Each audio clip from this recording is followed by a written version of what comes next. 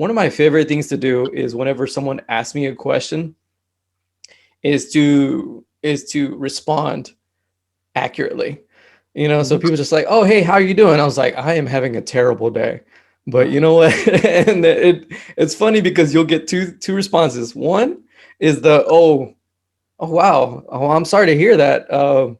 You know, the genuine response. And then there's the other one that just completely bypasses everything that you just said. They're just like, oh, great. You know, blah, blah, blah, blah, blah. And just leads right into it. I'm just like, if you're not going to be sincere in asking me this question, then don't ask me this question, please. I already don't like to be on the phone. I'm not really a on the phone kind of person. I'm more of a like in-person kind of person. But it's just really funny to hear the reactions or even so much see the reaction.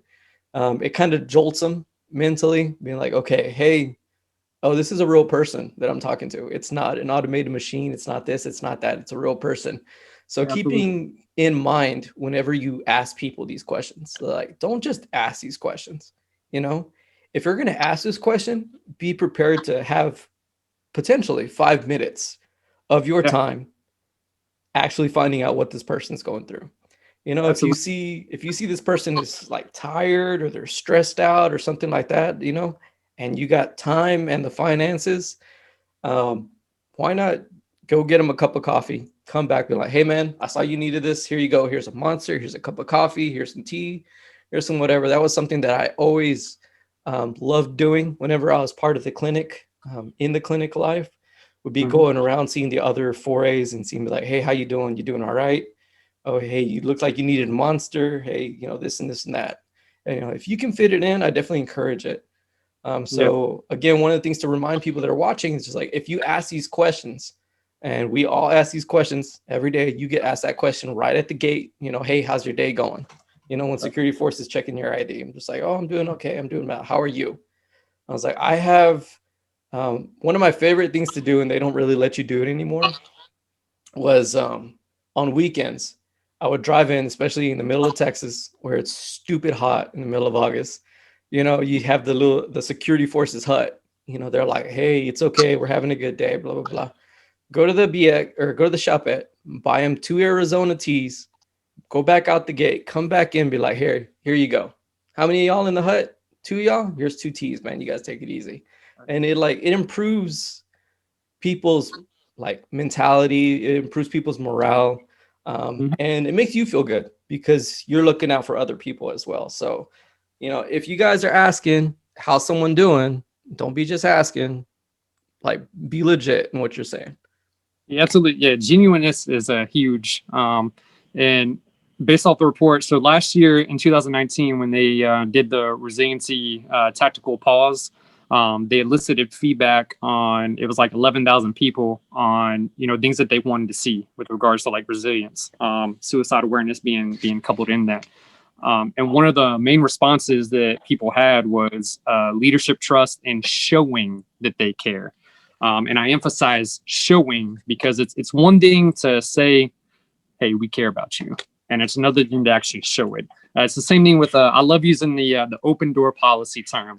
A lot of people want to preach, I got an open door policy, come in anytime you want. But a lot of people don't actually mean that. So when you go into that open door situation and then you get shut down, oh, I'm too busy right now. What happened to the open door policy? You know my open door is to my secretary's office. Yeah. So open door is closed at the moment. So there's a difference between when you say you have an open door policy, there's a difference between setting boundaries and then just blowing smoke. Blowing smoke is saying it and not meaning it. Setting boundaries would be like, hey, you know, I do have meetings on these days, or I have certain hours where I'm going to be out, but anytime between those, you know, I'm here. You let me know you need to talk and I'll make the time. So there's a difference between that. So the people who say, well, you know, I have an open door policy, but I get busy sometimes, then set those boundaries. Let them know, you know, what days and times you're going to be out, whatever. And then if you're at your office, just be able to make those times, be able to recognize when someone actually needs to talk. And then in what you were saying beforehand, be ready for those responses too. So if someone says, yeah, I'm not feeling good, react accordingly. Don't be like, oh, damn. Or, oh, yeah, well, hey, you have a good weekend. No, I mean, respond genuine, show some empathy. Be like, man, you know, I'm very sorry to hear that. What's going on? Just general responses like that can go a huge way. Having a simple response like that is going to make them want to come to you again in the future. If you shut them down, they may suppress that in the future because they're going to be like, they're not going to take me seriously, or they don't actually care. So just, again, showing empathy, being genuine in responses, especially when it comes to suicide. If someone says that they're suicidal, be ready for that. Just react accordingly. So ask the clarifying questions. Okay. Especially if they're in person, don't leave them alone. Stay there with them, of course.